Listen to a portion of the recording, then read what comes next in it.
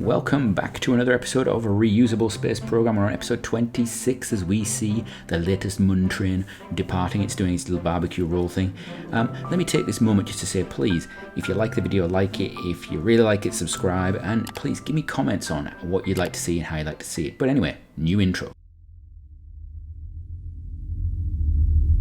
So while we wait on the arrival of our mission to the Mun in our Mun train, we have quite a few missions that we've got in mission control. One is to put a larger outpost on the Mun, which we think we can do with a single launch. Actually, it's more about Kerbal capacity than it is, practicality and mass. Another is to put an outpost on Minimus, and Minimus is getting quite a few contracts. But we're also getting a lot of Kerbal rescues. It seems that although we're the only space agency on the planet, there seems to be a lot of Kerbals that need to be rescued, and obviously left by closed and failed organizations. Now, we've done this already. We've done it once. We could send up Sean in the craft that we used last time to go and collect the Kerbals and bring them back down. We could even put Billy Bobdo in the craft with or without Sean, and he could pay us back for rescuing him last time and actually go and collect these people as well. But we're reusable, and Kerbals are squishy. So we thought, why don't we bring back the whole capsule instead of just the occupant? So we retrofitted a Vanguard 1, and that is what you've seen there going up into orbit. This is Vanguard 1R. It is a rescue craft. It has inside it the capability of rescuing other craft. Now, I'm not entirely sure how well this is going to go at this point.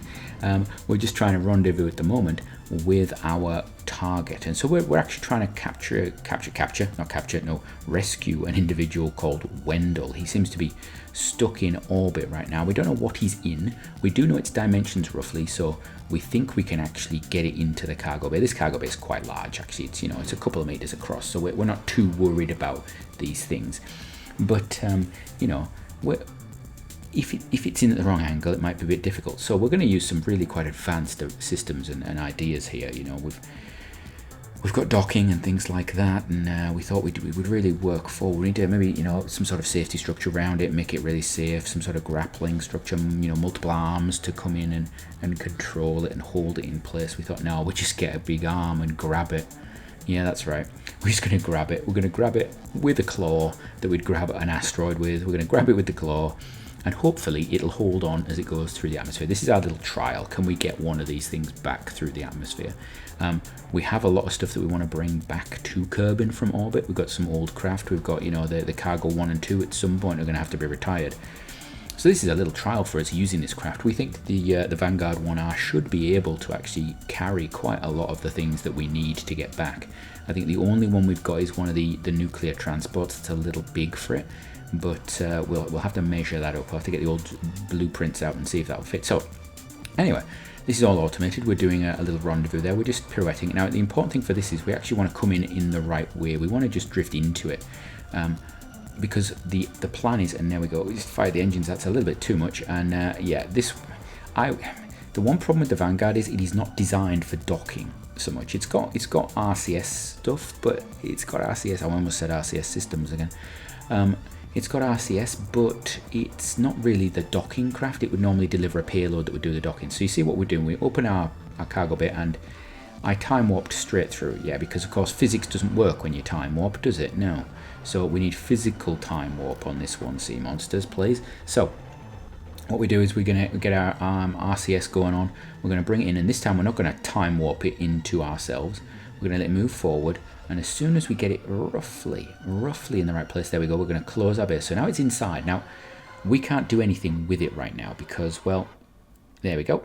It needs to be attached to us. So we've just floated down there, and look, we have now grabbed him. We have access to him now. If we were really nice, we'd actually put a crew cabin in there, and I think in future I might put a few crew cabin in there so that we can actually get him out, and then even if the capsule has a problem, we're safe. But now it's just time to bring him home. So we're going to aim to bring him down near the KSP, but we're not going to wait too long. This craft is a little, and interestingly, this was the interesting thing about it, having that payload in there offset like that actually really upset the craft and its entry. You can see it's actually coming in at a bit of an odd angle. The parachutes are armed, obviously, and it is a bit of an odd positioning we've got there. You see, we're burning off center, and I'm not quite sure why. And I know that capsule is a ton or two, and that it's low down in the craft though, so we will have to see in future if we can refine this a little bit, or maybe improve just how we do this docking. We might have to do that differently. Anyway, we come down in a nice little water landing. We're not too far from the KSC. I think complete our mission. Wendell is now on the team. Wonderful. Welcome, Wendell. We're glad that you're here, and you paid us a lot of money as well, so that's wonderful. Yay. Right, so we're having a look at contracts. We have a lot of contracts for Minimus. So it may be worth our time actually doing something with Minimus. We haven't finished getting all the science from Minimus, and we do need some more science before we can finish the science trail. So now we've got more advanced tech. I think we're going to use Minimus as a little trial area for us to actually try some of our new ideas out before we start going to other planets. So Minimus is going to be our test zone for a new refined approach. So with that in mind, we're going to put together this. This is our mining core. This is our Gemini mining core. So you can see it's got converters, it's got mining drills, it's actually got a whole bank of fuel cells in there, because I think we can actually run the thing if we need to when there's no light by burning fuel. You know, if we're looking for just certain things, we can burn fuels off. It gives us a bit of viability and variability. So we're going to launch this thing. This thing is of course going up in Old Faithful Zephyrus, that's right. And it's going to go up, and it's just a normal launch for us now. The Zephyrus is, you know, it's a bit of a workhorse now. We quite enjoy it. I will say that actually I will put the craft files for the Zephyrus up, and the Vanguard and some of the others. The big issue with it is that it does use DeMichael's cargo bays in there, because they are circular instead of the sort of off-shaped sort of plain ones you can get in KSP normally. And one of the issues is the fairing. Because the way the fairing is designed, it means you actually have to modify just the tip of the fairing before you do a launch, because otherwise it clips and all sorts of weird little things. But anyway, it's okay. What we will be doing though is I have potentially some ideas for an uprated version or an improved version, but we will see what's going on. So we get it into orbit, and you can see this thing's just going to sit in orbit for a while actually. We want to send it to Minimus, but we don't want to send it on its own. It's going to need to be able to land on Minimus, and you know it's got no engines, so we have to do something about that. And this is, again, as I said, it's going to be our little test craft. This is what we really want to work on for getting everything into where it's supposed to be.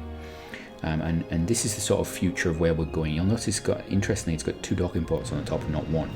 While that's doing its orbity thing, we're going to bring back down the Zephyrus craft. And this is a nice speedy up bit. We're just going to prop it through the atmosphere, bring this down, boom, into the ocean, just off the coast of KSC, because, you know, well, not just off the coast. It's a distance away. But anyway, off we go. So after all that's happened, we see that our little Mun train there with the new station core, the fuel tanks, and everything else is actually arriving at the Mun. So we can actually get that in now. So we've got all this new machinery coming in at the Mun. We're going to really just increase our mass there. The Mun side of things at this point, I was thinking we're pretty much done with. We're just going to mine it for ore, and I'm probably wasn't going to come back to, once the base is set up, I'm not going to show you every time we get fuel from the Mun, because I think it's just excessive. I think it's just you know, it's too much for you to just watch me mining ore on the surface of a moon at some point. Maybe if it was the first time I was doing it, it'd be interesting, but you know, anyway. So this thing anyway burns into orbit of the Mun, and six nuclear engines. It gives you quite a bit of a control. And so what we actually did was we did our inclination change, and then I went straight for a meet there. I thought, you know what, let's just go for it. We're gonna just go for it.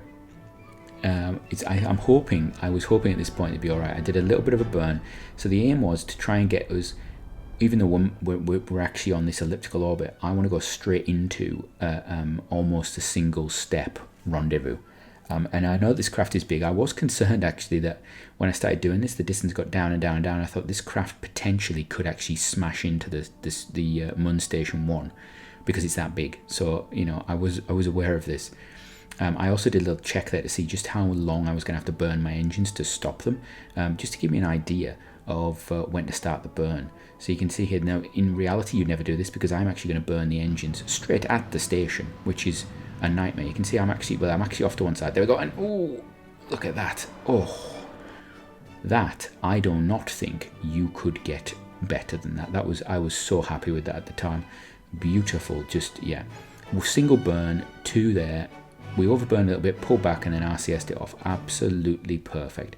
And you can see the vast increase in material that we now have there. This thing just dwarfs Mun Station 1. And remember, Mun Station 1 has currently got fuel tanker, a Mun tanker on it, and a carrier craft on there.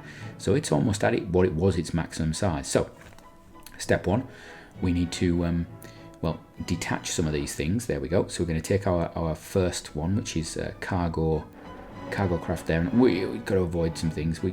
There was a lot of musical chairs at this point, and I have trimming this a bit because yeah. So what we're going to do is we're actually going to get the old Mun Station 1 to do some docking. It's going to, because it's got RCS and it's got that control craft on the side, it's going to hold itself, and we're going to just do a little bit of a dock.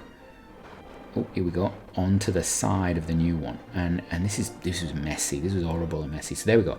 So now we've got the new core, and on the side of it we've got Mun Station 1. I was thinking of putting it right down the middle, but I like keeping my normal and anti-normal docking ports open just in case I get some really big craft, and having a really long space station that way with these smaller docking ports, I saw that as a limiting factor. So we've put it on the side, and that means that we've then got a few extra normal and anti-normals on the side of Mun Station 1 now, in fact. So then we're going to bring our tanker back in, and instead of going onto Mun Station 1, we're going to put it into the top of the new core of Mun Station 1.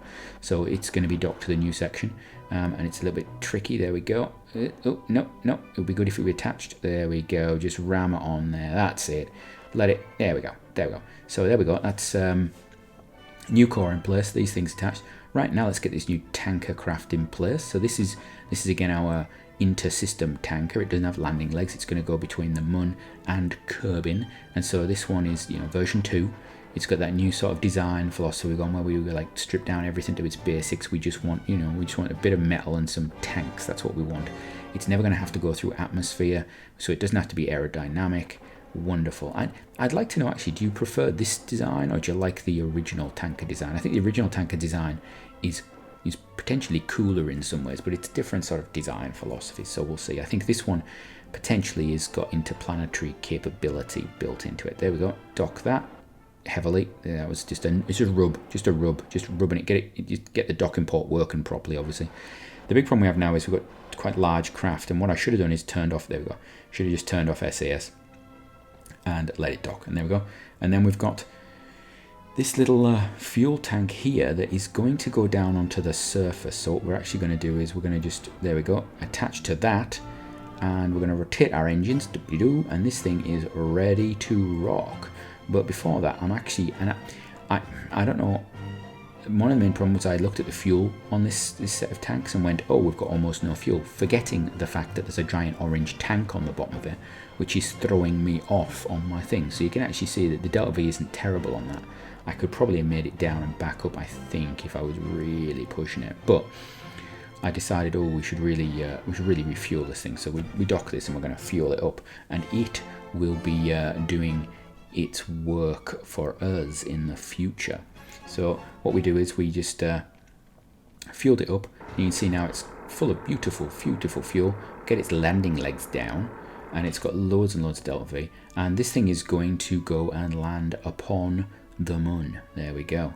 So this is going to hopefully go and expand the capability for all of our sort of materials down on the Mun. So at the moment we're basically limited because we have a couple of small tanks on the Mun mining station, which means that we have to have the fuel tanker attached, and I have to sit and watch it, and it's just, oh, it takes so long. So the idea is this thing is going to basically be permanently attached and can just fill up with fuel. So that's going to go down in a little while. However, while we wait for the sunlight to go over the Mun base station, because at the moment it's actually in the dark, so I can't land that straight away, so I should have just kept it docked to the station. While we're waiting for the sunlight to come, we're actually going to start sending up some of the Gemini II craft that we want. We're actually going to send up 2 of them, and this is part of the Project Gemini. This is the idea of Project Gemini is that we're going to be able to pair things up and partner things up and mix things up, and it's a bit of a sort of multifunctional set of craft. And these are going to be the foundation for our interplanetary work. We want to be able to take craft to other planetary bodies and disassemble and reassemble them into new things that we can actually use. So we're sending up the Gemini 2 cores now. This is 2 Gemini 2 cores in this craft. And you will see that, if we just let it get into orbit, the Gemini II cores do not have any engines. I seem to have forgotten the engines, don't I? You'll see they've got docking ports top and bottom, the standard size docking ports. Fuel tanks of liquid fuel. We've got some RCS, we've got control systems, we've got everything. Just don't have any fuel, any engines, which could potentially be a problem for this. But we're going to sort that out in the next episode, because you'll be able to see just what the plan for these is. Remember, we're limited currently to the amount we can send up, the size of things we can send up. These are the largest cargo bays I have, and I am not using any fairings or anything like that because I can't reuse them, or at least I don't think I can. I have come up with an idea for reusable fairings, but we'll get onto that in the future, I think. Anyway, bringing back our first stage, while this is going to come back through the atmosphere, we are towards the end of this episode. So if you'd like to see what happens with the tank going onto the moon, trust me, next episode is going to be hilarious. Please join me next time, and until then, have a great one.